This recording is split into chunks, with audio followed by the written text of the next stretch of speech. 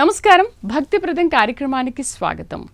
సంపదలు, ఆస్తులు, అంతస్తులు, బంధాలు, అనుబంధాలు, ఆత్మీయతలు, కష్టాలు, నష్టాలు, వైరాలు, వైరాగ్యాలు ఏవి జీవి వెంట వెళ్ళవు. ఒక్క పాప పుణ్య ఫలాలే కర్మజీవి వెంట వెళతాయి. పాపాలు చేస్తే పాపలోకాలకు, పుణ్యాలు చేస్తే పుణ్యలోకాలకు వెళ్తారు. అయితే మానవ జన్మలో అపారంగా పాపాలు చేసి పాప ఫలాలు వెంటబెట్టుకు వెళితే ఇక పుణ్యఫలాలకు దాదాపు అవకాశం ఉండదు. ఎందుకంటే పాపాలకు నరకలోక శిక్షలు అనుభవించాక క్షుద్ర జన్మలు ఎత్తాల్సి ఉంటుంది. క్రూర క్షుద్ర జన్మలు ఎత్తితే జ్ఞానశూన్య జీవులకు పుణ్యాలు చేసే అవకాశమే ఉండదు. జన్మలో ఉత్తమమైన మానవ జన్మలోనే పుణ్యఫలాల సాధనకు అవకాశం ఉంటుంది. పుణ్యఫలాలు పొందితే ఉత్తమ గతులు ప్రాప్తిస్తాయి. ఉత్తమ లోకాల్లో పుణ్యఫలాలు పూర్తయితే తిరిగి ఉత్తమ జన్మలు వస్తాయి. అత్యుత్తమ పుణ్యఫలాలు సాధించుకుంటే జన్మరాహిత్య, దైవైక్య సిద్ధికి అవకాశం ఉంటుంది. జరా మరణాలు దరిచేరే సమయంలోపునే పూర్ణ పుణ్యఫలాలతో ఉత్తమ గతులు, జన్మరాహిత్య స్థితులు పొందాలి. అందుకు సద్గుణ సదాచార సంపద కలిగి ఉండాలి. పరోపకార బుద్ధితో జీవించాలి. హింసా ప్రవృత్తి జోలికి పోకుండా సత్య, ధర్మ, అహింసా మార్గంలో పయనించాలి. ఇందుకు ఎంతో సునాయస మార్గం దైవభక్తి, దైవారాధన, పుణ్యతీర్థాలు, పుణ్యక్షేత్రాల సందర్శన. పుణ్య భారతావనిలో ఎన్నో పుణ్యతీర్థాలు, పవిత్ర క్షేత్రాలు ఉన్నాయి. ఆ పుణ్యతీర్థ పవిత్ర క్షేత్రాల గాథలు, కథలు, మహిమలు, మహోన్నతలపై విభిన్న కథనాల కదంబం ఇప్పుడు చూద్దాం.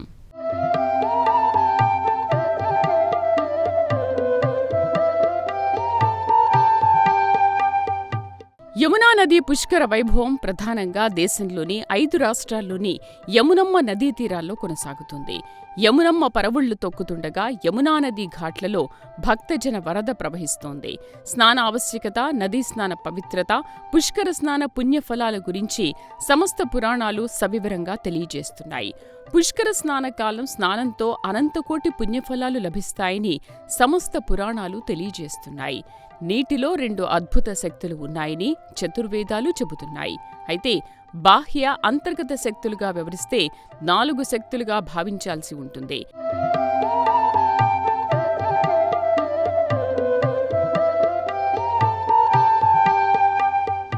ఎండాకాలంలో ఎండి ఎడారిగా మారేవి, వర్షాకాలంలో జలకళతో కళకళ్లాడేవి నదులు. అయితే జీవనదులకు కాలాలు, సమయాలు, సందర్భాలు ఏమీ ఉండవు. అవి నిరంతరాయంగా ప్రవహిస్తూనే ఉంటాయి. జీవకోటికి సర్వవిధాలా ఉపయోగపడుతూనే ఉంటాయి. అందుకే జీవనదులకే పుష్కరార్హత ఉంటుంది. జీవనదులైనా అన్నింటికీ ఆ అర్హత ఉండదు. కేవలం 12 నదులే పుష్కరార్హత సంపాదించాయి. ఇందులో కొన్ని ఉపనదులు స్థానం పొందాయి. పెద్ద నదీమ తల్లి గంగమ్మ తల్లికి పెద్ద ఉపనదిగా ఉన్న యమునమ్మ తల్లికి ఎన్నో ఉపనదులు ఉన్నాయి. ఆ యమునమ్మ పుష్కరాలే ఇప్పుడు వైభవోపేతంగా సాగుతున్నాయి.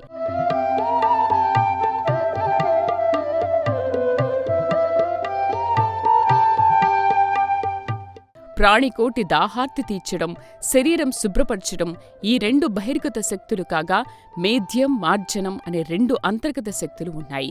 మేధ్య మార్జనాలు అంటే ఏమిటో వేదం సవివరంగా తెలియజేస్తోంది. నదిలో స్నానం చేసి 3 సార్లు బుడుంగున మునిగి తేలి సర్వపాప నివారణార్థం, సర్వపాప పరిహారార్థం ప్రయాగే తీర్థనాయకం గంగే యమునే చైవ ఇలా నదీమ తల్లులను ప్రార్థిస్తే తెలిసి చేసినా తెలియక చేసినా ఏ పాపాలైనా ఫలాయన మంత్రం పఠించక తప్పదు.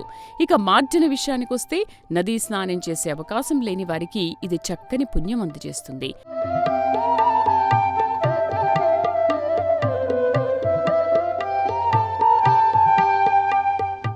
నదీ స్నానం చేయాలనే ఆశ ఎందరికో ఉంటుంది.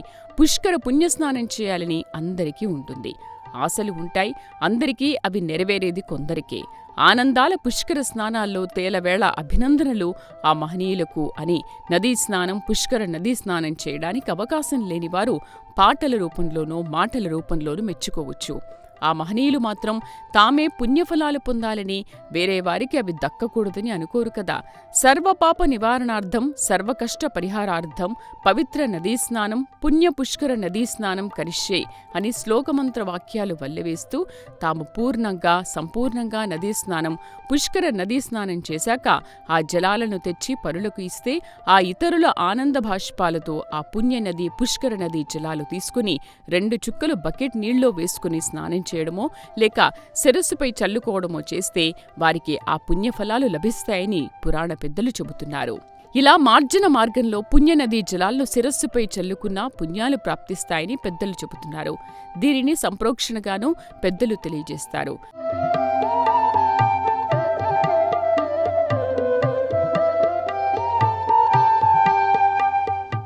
నీరు నారాయణ స్వరూపమని ఏ పురాణ గురువైనా చెబుతారు.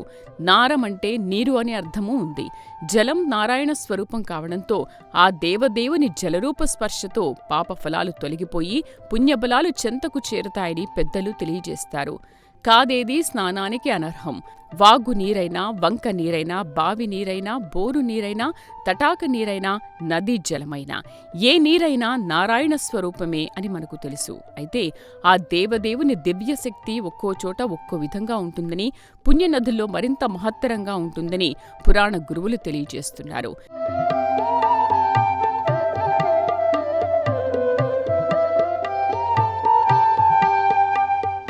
తీర్థస్నానం ఉత్తమం, నదీ స్నానం ఉత్తమోత్తమం, జీవనదీ స్నానం ఉత్తమోత్తమే కాకుండా ద్విగుణీకృత ఫలదాయకం. ఇక పుష్కర నదీ స్నానం ఫలం ఎంత గొప్పదో మానవ మాతృలకే కాదు దేవగణాలకు సాధ్యం కాదని ధార్మిక స్రష్టలు తెలియజేస్తున్నారు. ఏ నదికి పుష్కరాలు వస్తాయో ఆ నదిలోకి దేవతలందరూ పుష్కరిణితో కలిసి ప్రవేశిస్తారని, పుష్కరాలు 12 రోజులు ఆ నదిలో కొలువై ఉంటారని సమస్త పురాణ గ్రంథాలు తెలియజేస్తున్నాయి. ఏ అన్య దుష్ట ఆలోచనలకు తావు లేకుండా పూర్తి పుష్కర నదీమ తల్లిపైన, సమస్త దేవతలపైన దృష్టి సారించి త్రికరణ శుద్ధ భక్తితో పుణ్యస్నానం చేస్తే సర్వపాపాలు హరించిపోతాయని పురాణాలు చెబుతున్నాయి.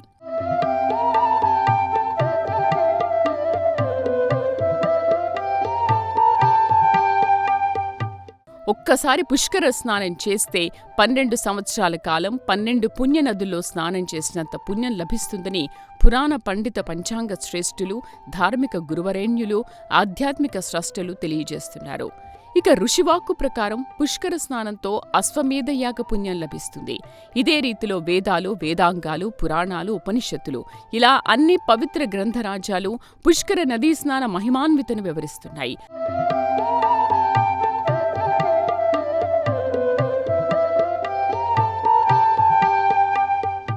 పుష్కర స్నాన సమయంలో నదిలోకి మట్టి, ఇసుక వెయ్యాలని ధార్మిక గురువులు పిప్పిల రాక్షసుని కథ చెబుతారు. అయితే ఆధ్యాత్మిక గురువులు, పూజ్యులు, పెద్దలు చెప్పిన మాటలను పూర్తిగా అర్థం చేసుకోకుండా ప్రమాదాలు కొని తెచ్చుకునే రీతిలో మట్టి, ఇసుక అదే పనిగా వేయడం మాత్రం సరికాదని పెద్దలు చెబుతున్నారు.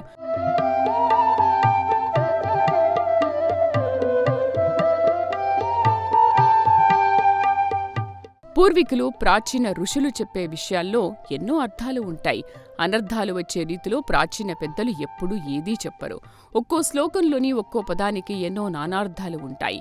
ఎక్కడ ఏది ఉపయోగించుకోవాలో అక్కడ దానిని ఉపయోగించుకోవాలి. పెద్దలు ఆలస్యం అమృతం విషం అన్నారు. మరి అదే పెద్దలు నిదానమే ప్రధానం అనలేదా? ముందు వెనుకలు ఆలోచించకుండా ఏ పని చేయరాదని చెప్పలేదా? దీని అర్థం ఏమిటి? ఏ సందర్భంలో ఏది తీసుకోవాలో అది తీసుకోవాలి. కాలమాన పరిస్థితులకు అనుగుణంగా అడుగులు వేయాలని అర్థం కదా.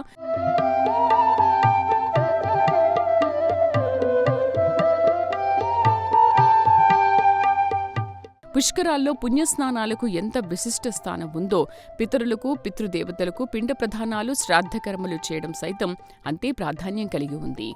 పుష్కరాల్లో చేసే పిండ ప్రదానాలకు పితరులు ఎంతో సంతసించి వంశాభివృద్ధి, ధనధాన్య కనక వాహన సిద్ధి, అష్టైశ్వర్య ఆయురారోగ్య సిద్ధి కలగజేస్తారని పెద్దలు చెబుతారు. పితృదేవతలకు నిర్లక్ష్యం చేసి సమస్త దేవతలను ఆరాధించినా ప్రయోజనం ఉండదని ఆ దేవగణాలే చెబుతున్నట్టు పురాణాలు వెల్లడిస్తున్నాయి. పితృదేవతలను నిర్లక్ష్యం చేసిన వారిపై దేవగణాలు ఆగ్రహావేశాలు చెంది ఆ పరిసరాల్లోనే ఉండకుండా దూరమవుతాయని, దైవగణాలు, దేవగణాలు దూరమైతే అసురగణాలు, పిశాచగణాలు దగ్గరకు చేరి పీడించడం మొదలెడతాయని, అప్పుడు రక్షించేవారు ఎవరూ ఉండరని పురాణ పెద్దలు తెలియజేస్తున్నారు.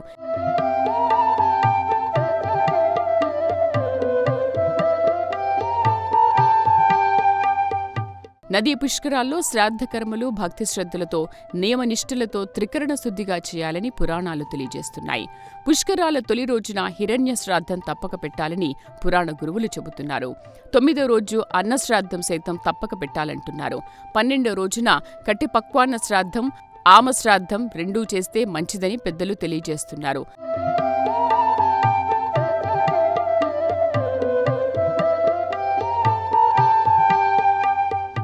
అవకాశం లేనివారు ఆమశ్రాద్ధ కార్యమైనా తప్పక నిర్వహించాలని అంటున్నారు. వండిన పదార్థాలను కటిపక్వాన్న శ్రాద్ధంగా వండని పదార్థాలను అంటే విప్రులకు భోజనం పెట్టకపోయినా భోజనానికి బదులుగా బియ్యం, పప్పులు, కూరగాయలు, నూనె, ఇతర సరుకులు అందజేసి స్తోమతను బట్టి తాంబూలంలో వక్కను పెట్టి దక్షిణ సమర్పించినా పితృకార్యం ఆచరించిన ఫలం దక్కుతుందని పెద్దలు తెలియజేస్తున్నారు. ఉపనయనం, వివాహం అయిన పురుషులే శ్రాద్ధకర్మలు ఆచరించాలి. అయితే తండ్రి జీవించి ఉంటే ఈ కర్మకాండలు చేయకూడదని, తండ్రి మరణానంతరమే ఉపనయనం, వివాహమైన పురుషులు పితృకార్యాలు చేపట్టాలని పురాణ శాస్త్రాలు చెబుతున్నాయి.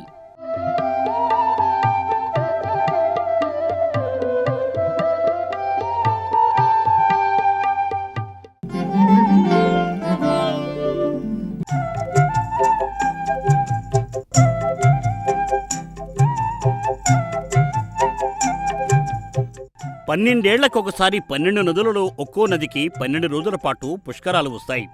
పుష్కరాలు వచ్చిన నదికి తిరిగి పుష్కరాలు రావాలంటే పుష్కర కాలం పూర్తవ్వాలి.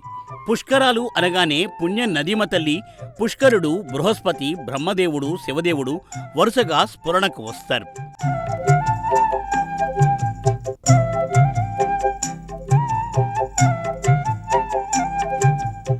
కాలకృత్యాలలో స్నానకృత్యం అనంతరమే ఏ పూజాదికాలైనా, ఏ ఆరాధనలైనా దేనినైనా చేపడతారు. గృహస్నానం, తటాక స్నానం, నదీ స్నానం ఇలా ఎన్నో రీతులలో స్నానం ఆచరించినా అన్నీ దేహ శుభ్రత స్నానాల కిందకే వస్తాయి. అయితే స్నానాలలో నదీ స్నానం, కొన్ని పర్వదినాలలో సాగర స్నానం ఉత్తమోత్తమం అని సమస్త పురాణాలు తెలియచేస్తున్నాయి. అయితే దానాల్లో అన్నదానం గొప్ప అన్నట్లు స్నానాల్లో మానస స్నానం గొప్పదని చెబుతారు పెద్దలు. భగవంతుని మనసులో స్మరిస్తూ భక్తి భావంతో చేసే స్నానాన్ని మానస స్నానంగా తెలియచేస్తారు. అయితే మనోస్నానం అనేది తటాక నదీ స్నానం చేయడానికి అవకాశం లేనివారికి, జరా దుఃఖ బాధలతో కొట్టుమిట్టాడే వారికి వర్తించేదిగా ఆ పెద్దలే చెబుతున్నారు.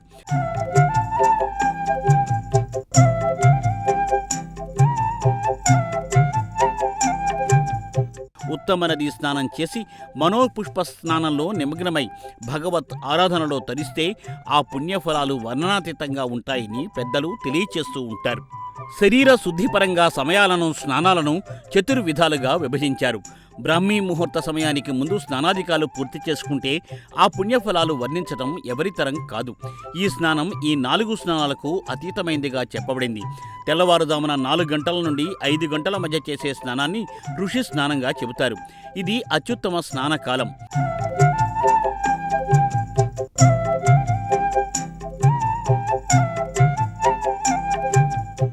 ఉదయం 5 గంటల నుండి 6 గంటల మధ్య గృహంలో చేసినా, నదిలో చేసినా, ఎక్కడ స్నానం ఆచరించినా అది మానవ స్నానం. అయితే నదిలో చేసే స్నానానికి, గృహస్థులో చేసే స్నానానికన్నా 100 రెట్లు పుణ్యఫలాలు దక్కుతాయని పురాణ పెద్దలు చెబుతున్నారు. పుష్కర కాలంలో ఈ సమయంలో స్నానం ఆచరిస్తే 1000 రెట్లు పుణ్యఫలాలు ప్రాప్తిస్తాయని అంటున్నారు.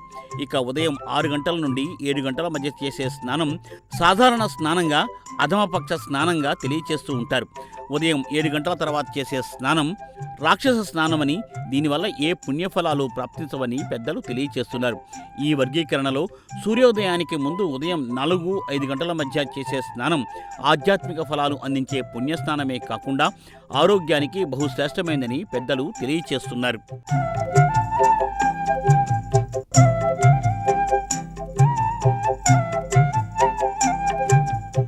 12 ఏళ్లకు ఒకసారి 12 రోజుల పాటు వచ్చే పుష్కరాల సమయంలో, ప్రభాత సమయంలో స్నానం చేస్తే వచ్చే పుణ్యఫలాలు వర్ణించడం ఎవరి తరం కాదు.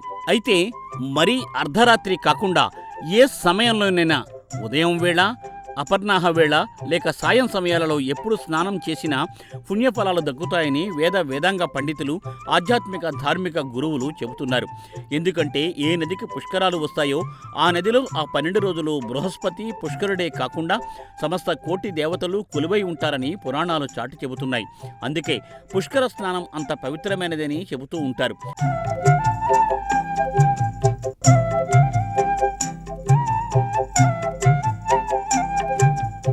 పుష్కరాలు 12 రోజులు పుణ్యస్నానాలు ఆచరిస్తాం. పుష్కరాలు పూర్తవుతాయి, అయినా పుష్కర సంవత్సరం ఉంటుంది.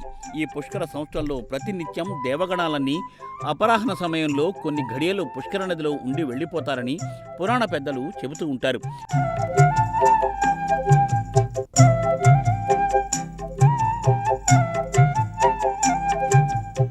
దేవగణాలు ఏ ఘడియల్లో వస్తారో ఎవరికీ తెలియదు కదా.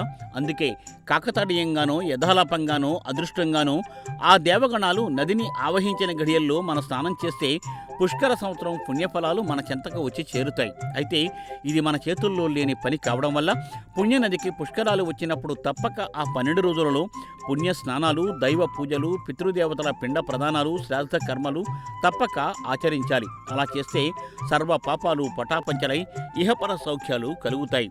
దేహ త్యాగం అనంతరం జన్మరాహిత్యం, దైవేక్య సిద్ధి కలుగుతుందని పురాణ పండితులు తెలియజేస్తున్నారు.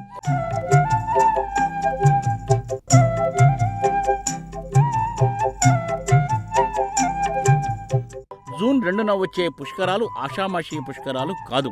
సూర్యపుత్రిక పుష్కరాలు, సమవర్తి సోదరి పుష్కరాలు, శనీశ్వరుని ముద్దుల చెల్లెలు పుష్కరాలు, శివదేవుని శిరస్సున కొలువై ఉన్న గంగమ్మ ఉపనది పుష్కరాలు, చిన్ని కృష్ణుని బాల్య యవ్వన కౌమార దశలన్నీ ఆసక్తిగా ఆనందంగా తిలకించిన నదీమ తల్లి పుష్కరాలు.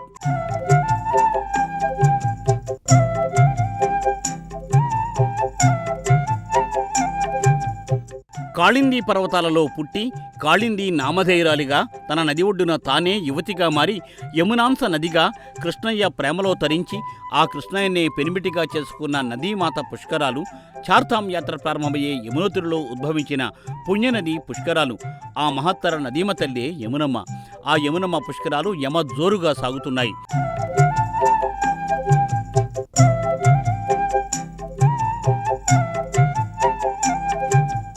భూ ప్రపంచంలోనే కాక పైన ఆకాశ ప్రపంచం అమరలోకంలో, ఇటు పాతాళ లోకంలో 3 లోకాల్లో ప్రవహించే నది సృష్టిలోనే ఎక్కడా కానరాదు.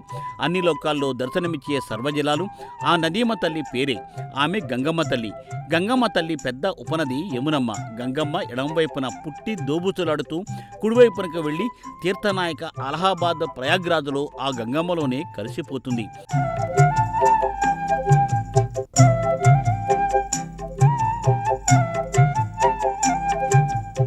గంగా, యమున, అంతర్వాహిని సరస్వతీ నదులు త్రివేణి సంగమంగా ఏకమై భక్తుల పాలిటి వరద ప్రదాయనులా ఉంటున్నాయి. ప్రయాగే తీర్థనాయకం, తీర్థాలకే నాయిక అయిన ప్రయాగ్రాజులో నదుల్లోనే అగ్రనది, పుణ్యనది, పవిత్ర నది గంగ తన ఉపనది యమున సమేతంగా సరస్వతీ నదితో కలిసి త్రివేణి సంగమంగా ఆశీర్వదిస్తోంది. ఈ నెలలోనే గంగావతరణ దశపాపహర దశమి రావడం విశేషమే. యమునా పుష్కరాలు పూర్తయ్యాక ఈ నెల 24వ తేదీన నిజజ్యేష్ఠ శుద్ధ దశమి నాడు దశపాపహర దశమి పర్వదినం వస్తోంది. గంగమ్మ పర్వదినం, యమునమ్మ పుష్కరాలు, శనీశ్వర జయంతి, మాస శివరాత్రి పర్వదినాలు, 2 భాను సప్తమిలు, ఈ అధిక జ్యేష్ఠ నిజజ్యేష్ఠ మాస రోజులు అన్ని పుణ్యఫలాలు ఆర్జించడానికి, సముపార్జించుకోవడానికి వీలైన రోజులే.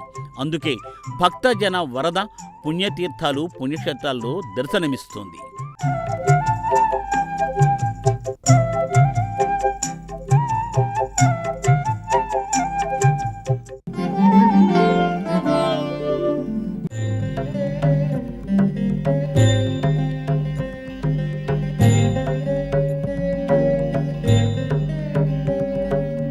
ప్రకృతి నియమాలు అధిగమించి అపారమైన సామర్థ్యాన్ని ప్రసాదించే 8 దివ్యశక్తులు అష్టసిద్ధులు.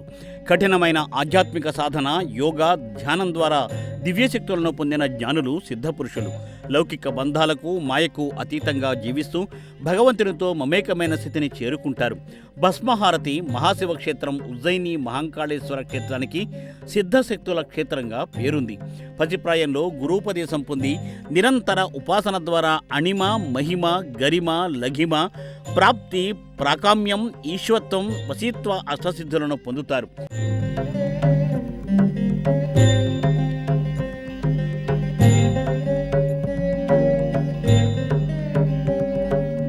యోగా, ఆసన, ప్రాణాయామ పద్ధతుల ద్వారా మనస్సును, శరీరాన్ని నియంత్రించి ఎన్నో పరిమితులను అధిగమిస్తారు. కేవలం మోక్షసిద్ధి కాంక్షతోనే సిద్ధపురుషులు ఈ కఠోర ఉపాసనకు దిగరు. లోక కళ్యాణం కోసం దైవత్వాన్ని అనుభవంలోకి తెచ్చుకుని మంత్ర, తంత్ర, ఆధ్యాత్మిక మార్గాల ద్వారా సమాజ ఉద్ధరణకు కృషి చేస్తారు. భారతీయ సనాతన ధర్మంలో ఎందరో సిద్ధులు దర్శనమిస్తారు. మంత్ర, తంత్ర, భైరవ తదితర ఎన్నో మార్గాలలో సిద్ధపురుషులు కఠోర సాధన చేసి శక్తులు పొందినట్లు పురాణ చరిత్రలు చాటి చెబుతున్నాయి.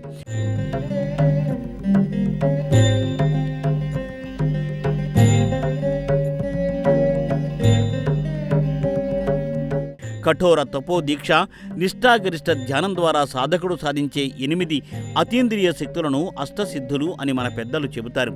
అణువు కంటే కనిష్టమైన పరమాణు సూక్ష్మస్థితిని పొందడాన్ని అణిమ అంటారు. సమస్త జగత్తుతో పూజాధికాలు అందుకోవటాన్ని మహిమ అని తెలియచేస్తారు. కోరుకోదగిన స్థానాన్ని, సకల ఐశ్వర్య నియమాలను గరిమగా చెబుతూ ఉంటారు. అతి సునాయాసంగా, తేలికగా, అతి వేగవంతంగా ప్రయాణించగలిగే శక్తిని లఘిమగా తెలియచేస్తారు.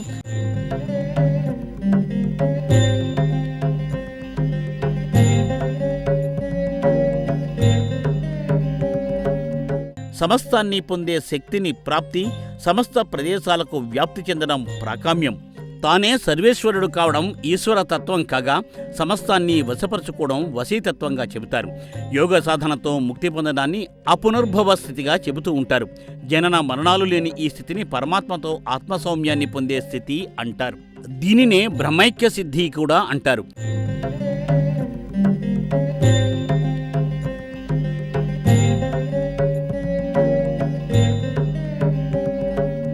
ఆదిదేవుడు, దేవదేవుడు, దేవాదిదేవుడు, పరమేశ్వరుడు, అష్టసిద్ధుల అధిపతి.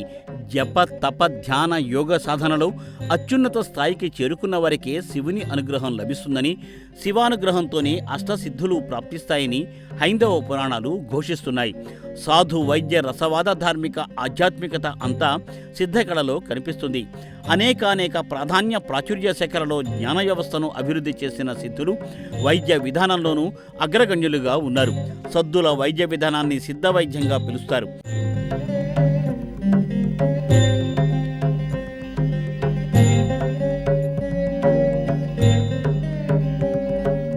హైందవ సనాతన ధర్మం ప్రకారం పరమశివుని పంచభూతాలలో ఒకటైన జలాన్ని జలతత్వ రూపంగా పూజిస్తారు. క్షీరసాగర మదన సమయంలో హాలాహలం పుట్టి లోకాలు హాహాకారాలు ఎత్తుతున్నప్పుడు సరళ హృదయుడైన సదాశివుడు ఆ గరళాన్ని తన కంఠంలో ఉంచుకుని నీలకంఠుడిగా పేరొందాడు. అప్పుడు ఆ హాహాకార గరళ జ్వాలలు చల్లార్చుకోవడానికి తన జుటాజూటంలో గంగానదిని ధరించి చల్లబరుచుకున్నాడని, నాటి నుండి గంగాధర నామధేయుడిగా శివుడు పిలువబడ్డాడని పురాణ గ్రంథాలు చెబుతున్నాయి. అందుకే సమస్త జల ప్రవాహానికి ప్రతీక అయిన శివదేవుని శివలింగానికి జలాభిషేకం చేయడానికి భక్తులు పోటీ పడతారు.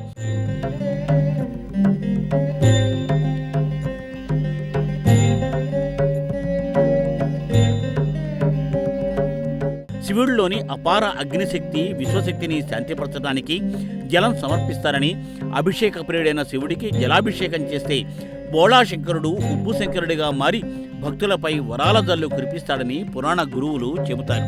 శివుడికి జలాభిషేకం చేస్తే విశ్వశాంతి ఏర్పడి భక్తులకు మనశ్శాంతి, ప్రశాంతత కలుగుతాయని తెలియజేస్తారు. పవిత్ర అభిషేక ప్రక్రియతో అహం అనే భావం తొలగిపోతుందని, అంతర్గత వేడి అంతమవుతుందని పురాణ పెద్దలు చెబుతారు.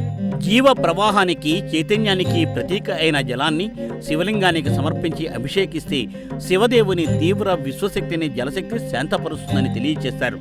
రుద్రాభిషేకంతో భక్తుల మనోవికారాలు తొలగిపోతాయని, మానవ భావోద్వేగాలు శుద్ధి అవుతాయని పెద్దలు చెబుతూ ఉంటారు.